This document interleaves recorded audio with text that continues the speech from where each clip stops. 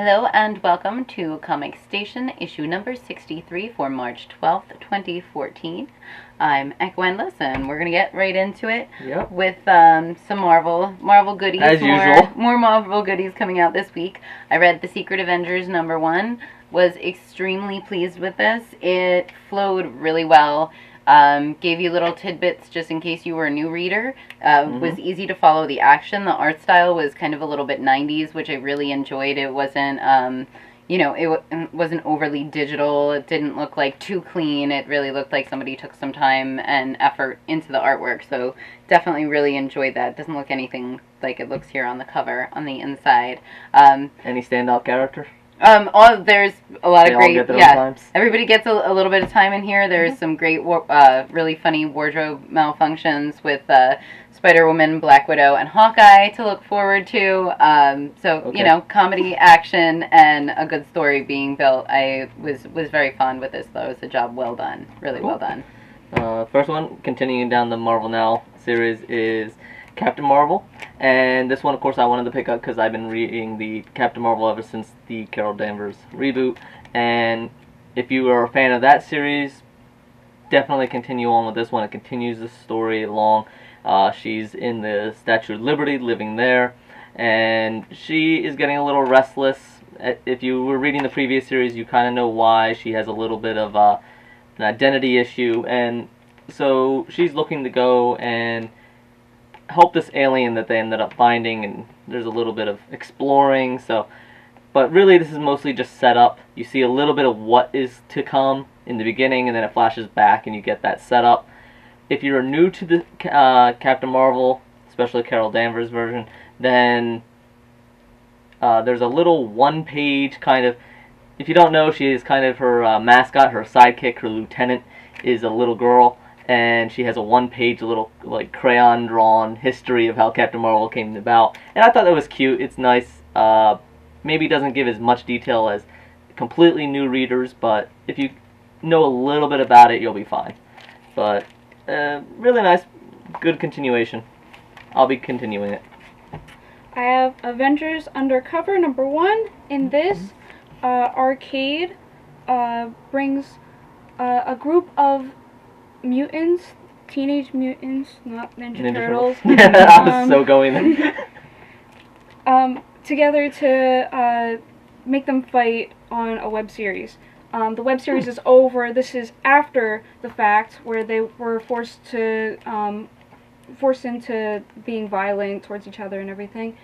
After the fact, it gives each member of that group its own little story to tell you how they're doing afterwards, and at the end it brings them all back together, and they're gonna have more problems from there. So overall, I enjoyed it. I do want to read more of it. I enjoy all of their characters that they chose to put in this, and I enjoy the art style as well. Very cool. Next I have from IDW, this is the X-Files Conspiracy, The Crow.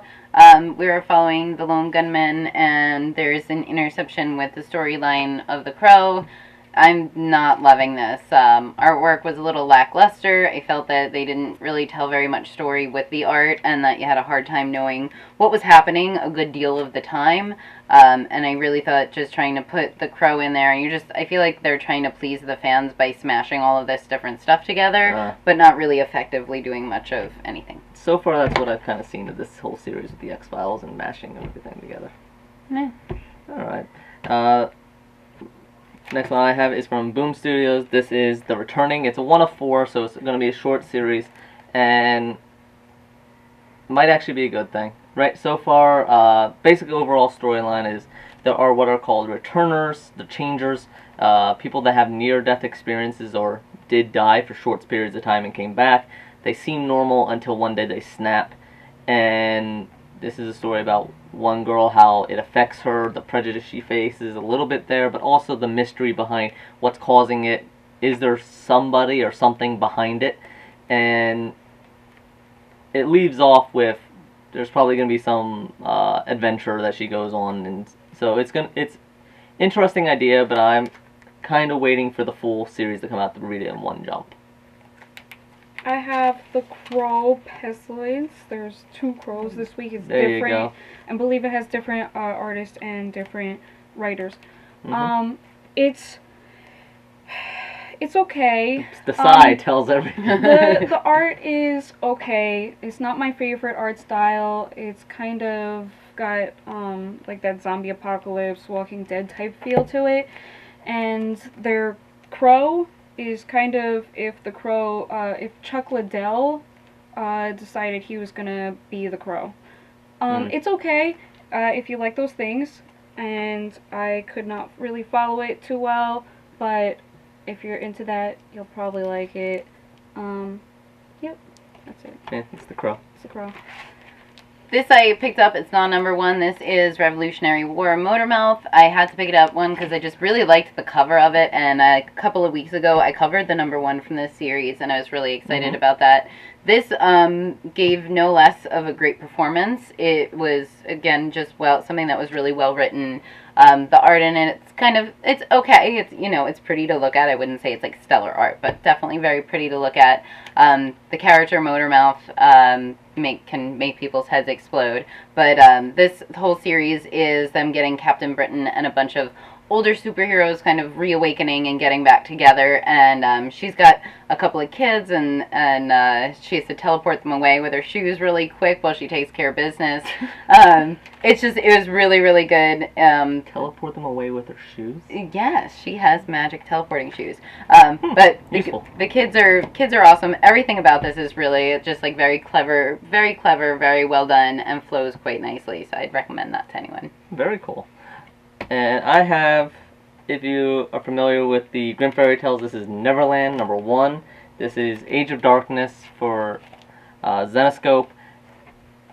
And now that the Age of Darkness event is happening, everything's kind of getting their number 1s again a little bit. And this one is Neverland.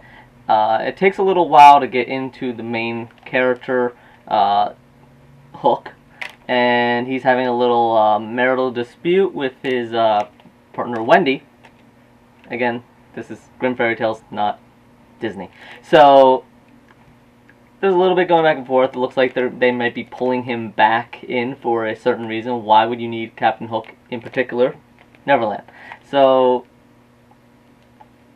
as usual with Grimm Fairy Tales, beautiful artwork, really nice. The story's pretty good so far.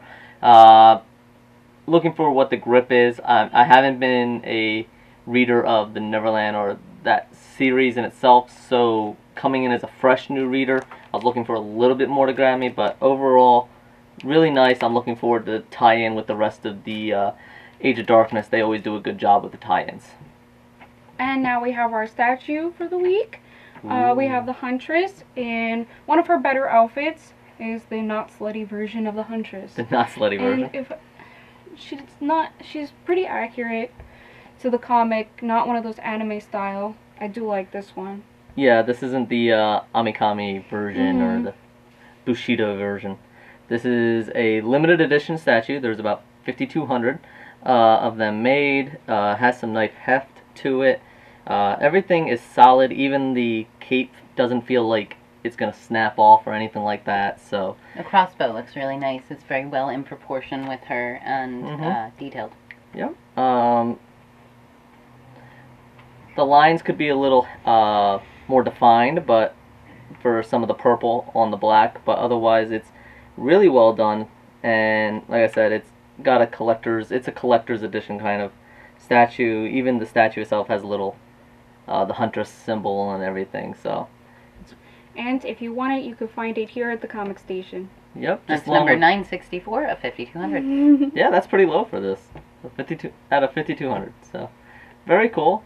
She is a very cool, very try to keep the badass age character. Yeah, I was trying to keep the PG rating. But she's cool. Yeah, a little bit.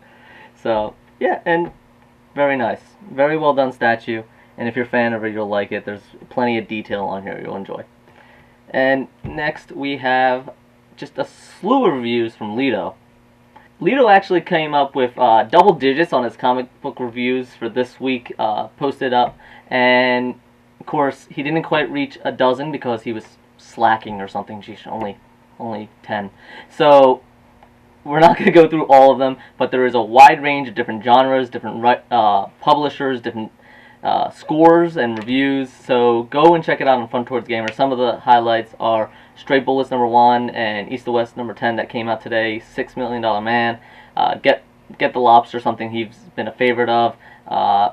You know, he's got to throw in his Terminator and get some bashing in there, and and not all #1s. There are #2s, 3s, so forth going throughout here, all the way up to 9s and 10s. So there's a good mix of reviews all across the board, and you can find all of them, as always, on fronttowardsgamer.com. Go check it out. Yeah, Lido really banged them out this week, so go check him out. He did a great job. And as usual, thank you for joining us for Comic Station. This is for Comic Station for March 12th, 2014, number 63. And we'll see you next week. Till Thank you. next time.